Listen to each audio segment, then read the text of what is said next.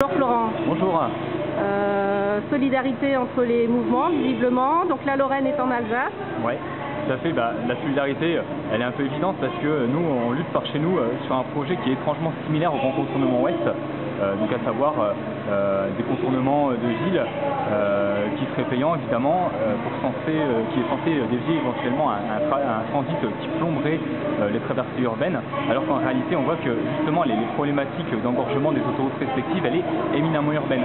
Il s'agit essentiellement de trafic local qui pendant les heures de pointe converge vers les agglomérations, et donc cet effet d'heure de pointe, c'est exactement le même qu'on rencontre dans les villes, c'est pour ça que ça engorge les autoroutes.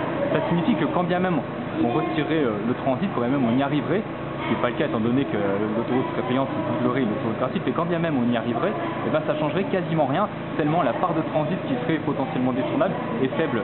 Donc en fait, ce qui se passe, c'est que là on est sur le point de réaliser des tronçons autoroutiers qui massacrent des territoires, qui coûtent cher donc, aux éventuels utilisateurs, bien sûr par le biais des péages, mais également aux collectivités, aux pouvoirs publics, parce que c'est de toute façon lourdement subventionné parce que le projet est déficitaire, et tout ça pour rien.